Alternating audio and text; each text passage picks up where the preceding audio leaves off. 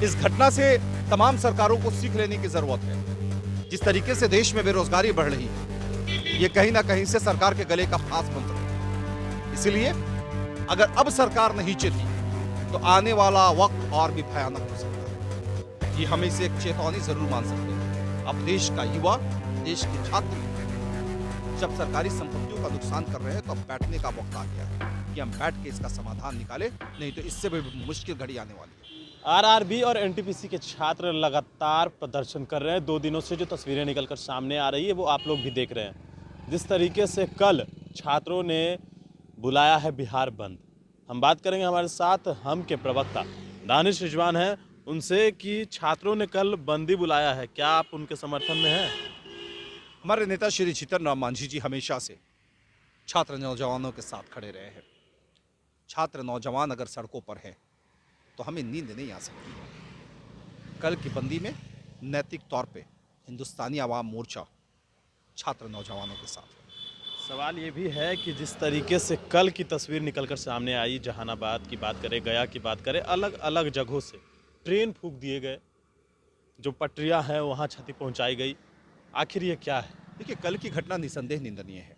संविधान में तोड़ फोड़, सरकारी संपत्ति को नुकसान पहुंचाने जैसी घटना की कोई जगह नहीं है। इस तरह की वारदात का हम हमेशा विरोध करते हैं, लेकिन ये भी चीज़ें बड़ी स्पष्ट है कि आखिर किन गलतियों की वजह से छात्र नौजवानों को ऐसा करना पड़ा। छात्र नौजवानों का काम है पढ़ना लिखना। उनका काम ये नहीं है कि ट्रेन की बोगियों में आग लगा दे, पटरियों को तोड़ दे, ऐसा नहीं है। कल की घटना में निसंदेह आरआरबी और एनटीपीसी के पदाधिकारी जो हैं उनकी गलतियों का नतीजा है, उनकी गलतियों का परिणाम है। हमें लगता है कि जो मुकदमे हुए हैं, सबसे पहला मुकदमा आरआरबी और एनटीपीसी के पदाधिकारियों पे होना चाहिए, जिसकी वजह से छात्र आज सड़कों पर हैं।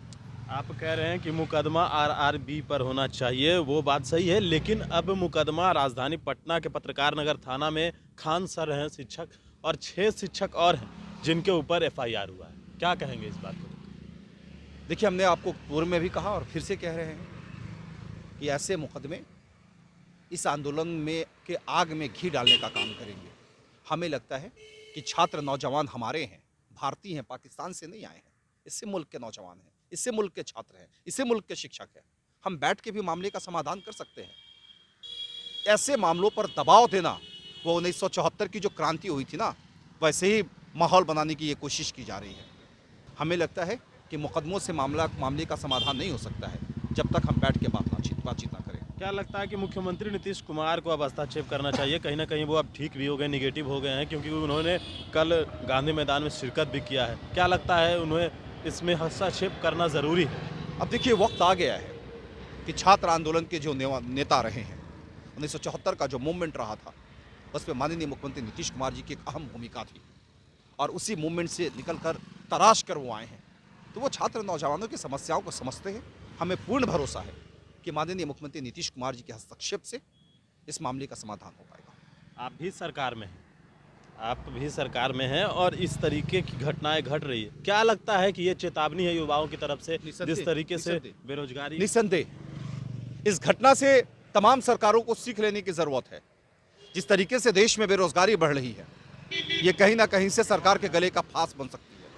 इसलिए अगर अब सरकार नहीं चेती तो आने वाला वक्त और भी भयानक हो सकता है। ये हमें इसे एक चेतावनी जरूर मान सकते हैं। अब देश का युवा, देश के छात्र जब सरकारी संपत्तियों का नुकसान कर रहे हैं तो अब बैठने का वक्त आ गया है कि हम बैठ के इसका समाधान निकालें, नहीं तो इससे भी मुश्किल घड़ी आने वाली है। मैंने एक युवा से बातचीत की और उस युवा का कहना है कि हम बीजेपी के कार्यकर्ता हैं, लेकिन पेट नहीं मान रहा।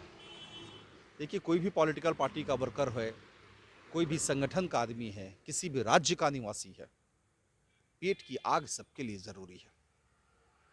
पेट की आग बुझाने के लिए भोजन चाहिए होता है, और अगर भोजन का इंतजाम नहीं होगा तो पेट की आग बुझाने के लिए छात्र कहीं भी आग लगाने को आज तैयार बैठे हैं। चलिए, बिल्कुल। तो ये थे हमारे साथ दानिश रिजवान। जो सवाल थे हमने इनसे लिए हैं। लगातार जो छात्र हैं वो प्रदर्शन कर रहे थे और उसके बाद अब बिहार बंद का भी ऐलान हो गया है। पटना के एसएसपी और डीएम ने भी तैयारी की है, और वहीं जो महागठबंधन के घटक दल हैं, साथ ही साथ जीतन राम मांझी की पार्टी ने भी यह कह दिया है कि हम छात्रों के साथ खड़े हैं। अब देखना यह है कि आखिरकार कल क्या कुछ होता है। महेश फाउंडेशन के साथ नमस्कार।